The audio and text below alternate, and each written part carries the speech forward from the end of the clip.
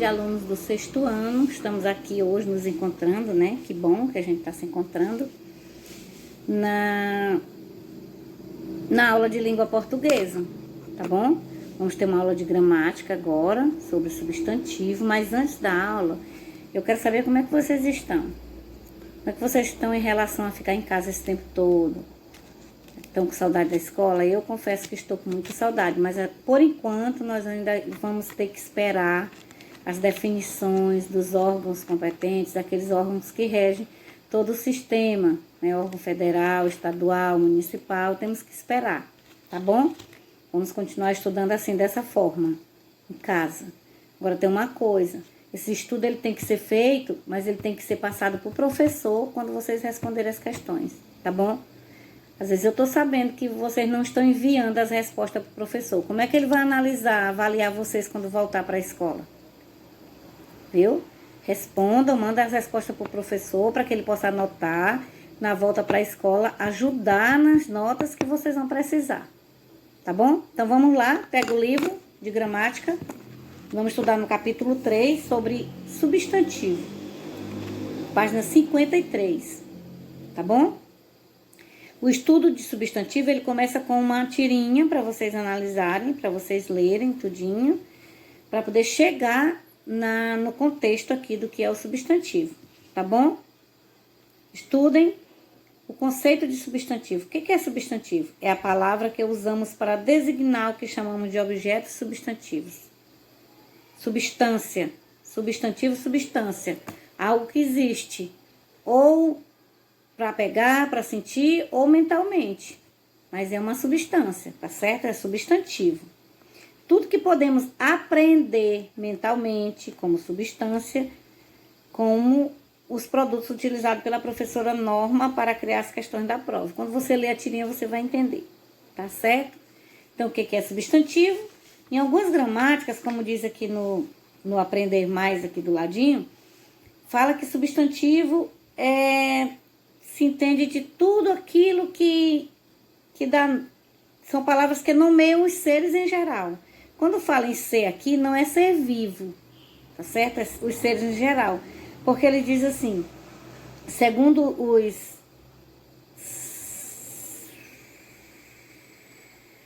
Deixa eu ver... segundo os gregos, a palavra seres dava ideia de algo imaginário, né, ou real, não querendo dizer propriamente que era ser vivo, mas algo que se pode imaginar ou que se pode pegar, ver, sentir. E isso é o substantivo, tá certo? Então, o que é substantivo?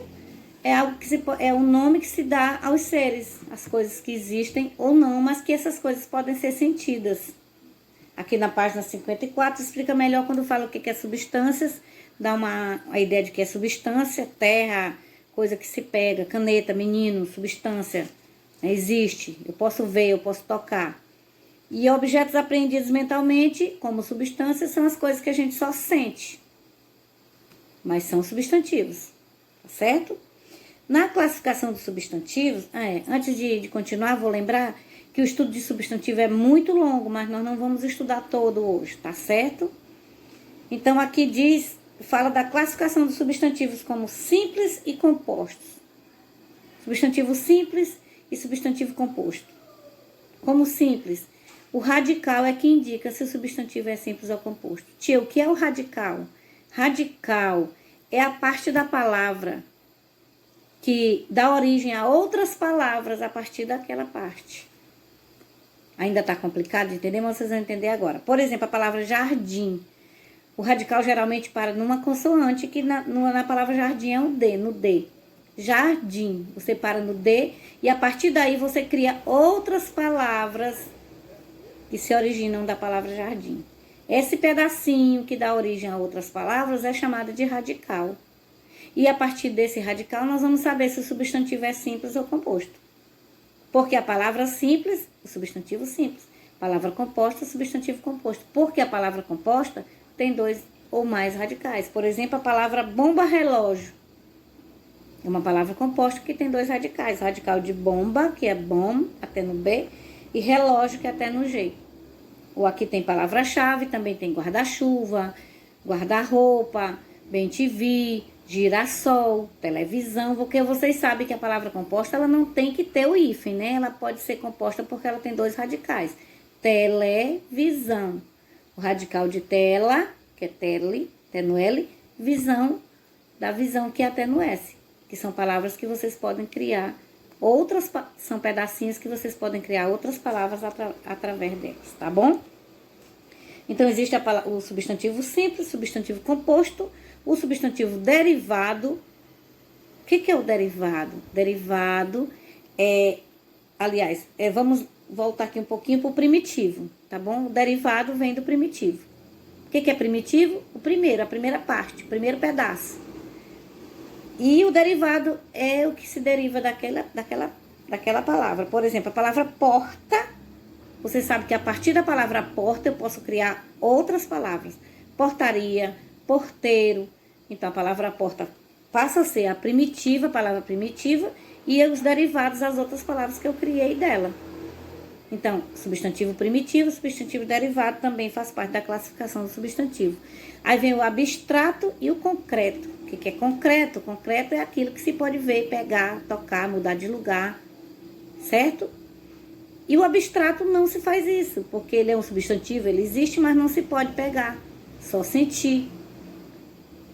Falem aí uma palavra, um substantivo que vocês podem só sentir. Saudade é o que vocês estão sentindo agora da escola, dos amigos, né? Preguiça, aquela preguiça que vocês sentem de vez em quando para não fazer as tarefas, mas termina fazendo porque vocês são inteligentes. Inteligência também é um substantivo que você não pode pegar, mas você pode sentir e ter com você. Tá certo? Porque ele é aprendido mentalmente. O abstrato, não.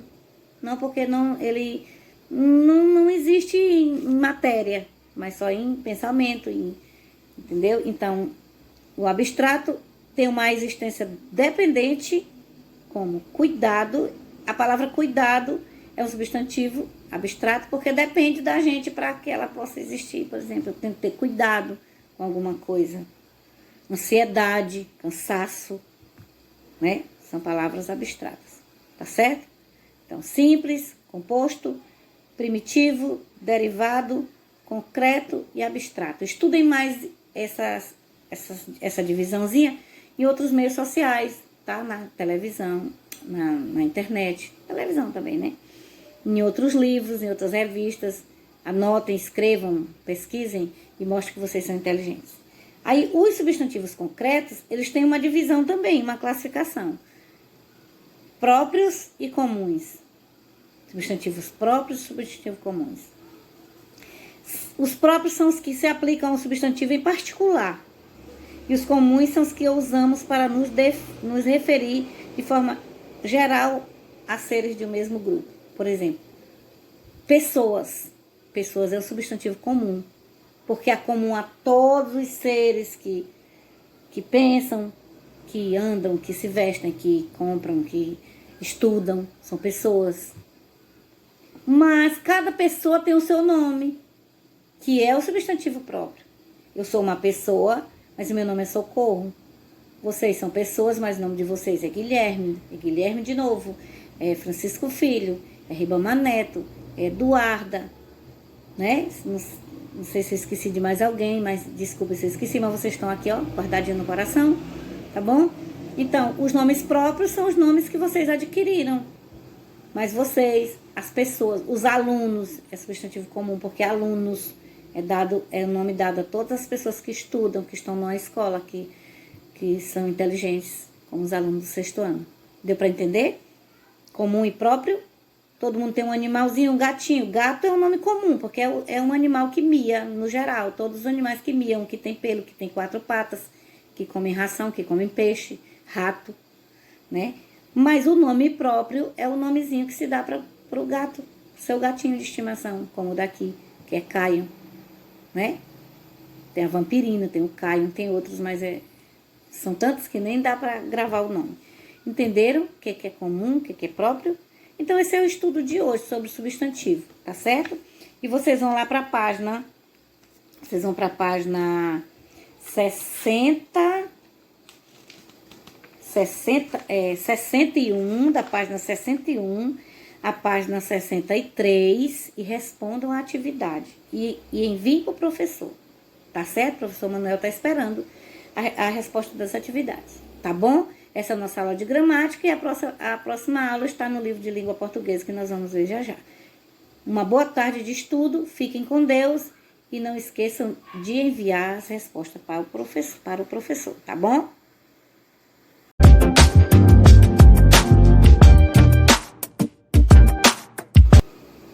Vamos lá, continuar nossa aula. Agora, no livro de língua portuguesa, peguem lá o livro, para a gente continuar nosso estudo, tá certo? Na página 98, que começa que é no capítulo 3, que fala sobre o gênero literário, que é lendas. Mundo mágico, né? O nome da unidade do livro. Aqui tem algumas questõezinhas que nós chamamos de perguntas prévias, conhecimento prévio, aquela pergunta que a professora faz antes de aplicar a atividade, tá certo? Para ver se os alunos estão antenados. Você já viu um diamante? Sabe como esse elemento é formado? O texto que você vai ler daqui a pouco é uma lenda indígena que narra o surgimento do diamante. Por que será que essa lenda foi inventada? Você sabe por que algumas sociedades conferem tanta importância às lendas? Por que algumas sociedades dão tanta importância às lendas? Você conhece alguma lenda indígena? O que ela narra? Essas questões servem de pesquisa, né? Vocês podem estar pesquisando em outras fontes. Então, o que é lenda, gente? As lendas, elas são escritos, são narrativas que falam de povos, que saem dos povos de diferentes lugares, certo? E elas servem para justificar alguma coisa imaginária.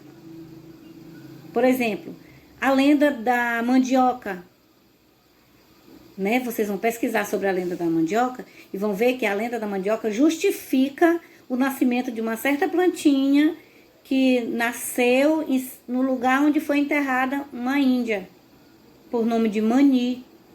Eu não vou contar o resto, vou deixar vocês curiosos para vocês pesquisarem, tá bom? A lenda... Aqui em Tutói tem lenda, vocês sabiam? A lenda do padre. Pesquisem sobre a lenda do padre. Perguntem para a vovó de vocês, para o vovô, para as pessoas mais antigas. Até para a mamãe e o papai também, de repente, eles sabem. Eu não vou contar para poder despertar a curiosidade de vocês. São lendas de Tutóia. Tem outras lendas também. Tá bom? Vamos lá.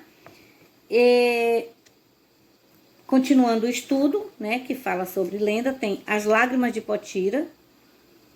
Imaginem a lágrima de Potira sendo um diamante. Não é legal? Então, tá aqui no texto que vocês vão ler da página 100 e 101, de Ana Rosa Abreu, tá certo? Que fala sobre a lenda do diamante. Muito interessante, tá certo? Não esqueçam de ler essa partezinha que fica do lado esquerdo, antes de começar a ler. E essa outra partezinha que é o dicionário, que diz, que dá o significado das palavras que estão em destaque aqui no livro, tá certo? Vocês vão estudar, ler esse texto, estudar mais sobre lendas, pesquisar mais sobre lendas. Aqui já dá uma explicação bem legal. Nesse capítulo você vai conhecer algumas narrativas fantasiosas criadas por povos em diferentes épocas e lugares para explicar fenômenos cuja origem desconheciam ou não compreendiam, né? Como eu falei para vocês, para justificar o que eles não compreendem, aí criavam as histórias. Essas histórias, elas são culturais, porque elas vão passando de geração em geração, vão adiante, né? São coisas bem antigas, mas hoje nós estamos estudando sobre isso. Então, vocês vão estudar sobre lendas e responder, fazer as atividades na página 102, 103 e 104, tá bom? E não esquecendo daquela recomendação que eu falei na outra aula, mandar para o professor as respostas. Não esqueçam disso, tá certo? Então, vamos lá? Bons estudos, não relaxem, não achem que não adianta, não achem que não dá certo, porque dá, vocês estão aprendendo, aproveitem as aulas que estão indo, para que quando vocês voltem, vocês tenham um conteúdo bom, vocês tragam uma bagagem bem legal para completar com a nota que vocês vão adquirir na escola, tá bom? Um beijo bem grande, uma boa tarde de estudo, fiquem com Deus, se cuidem e logo, logo a gente vai estar junto.